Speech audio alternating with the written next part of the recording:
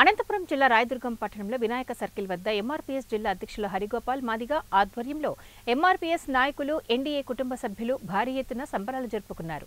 SC వర్గీకరణకై 30 ఏళ్ల సుదీర్ఘ పోరాటంలో భాగంగా గురువారం వర్గీకరణ ఆమోదిస్తూ తీర్పు రావడంతో పట్టణంలోని వినాయక సర్కిల్ వద్ద భారీ ఎత్తున సంబరాలు చేసుకున్నారు.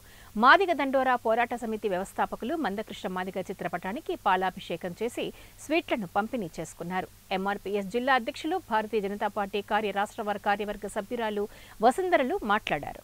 ఎన్నికలకు ముందు ఇచ్చిన హామీని వెంటనే ఎస్సీ వర్గీకరణ చేయడం గర్వించదగ్గ విషయమని కొనియాడారు. రాష్ట్ర ముఖ్యమంత్రి చంద్రబాబు నాయుడుకు ప్రధానమంత్రి నరేంద్ర మోడీకి అభినందనలు తెలిపారు. రాజకీయ పార్టీల సహకారం ఉండడం వల్లే ఈరోజు సుప్రీంకోర్టులో మరి ఏడుగురు సభ్యుల ధర్మాచలంలో మరి మాకు అనుకూలమైన తీర్పు రావడం, ఏదైతే 2004లో మరి కొంతమంది స్వార్థపరులు ఇది చల్లదని కొట్టేసిన సందర్భం నుంచి ఈనాటి వరకు మా పోరాటానికి మరి ముక్తులయ్యి మమ్మల్ని ఆదరించి ఈ సమాజంలో నిజంగా మాదిగలకు అన్యాయం జరుగుతూ ఉంది, వీళ్ళకి న్యాయం చేసే బాధ్యత మాది అని చెప్పేసి నరేంద్ర మోడీ గారు నవంబర్ 11న మాదిగల విశ్వరూప మహాసభ అనేటువంటి కార్యక్రమానికి ముఖ్య అతిథులుగా వచ్చి ఆ రోజే మా నాయకుడు మందకృష్ణ మాదిగ గారిని చేరదీసి ఏబిసిడి వర్గీకరణ చేసే బాధ్యత మాది అని తీసుకోవడంతో ఈరోజు సుప్రీం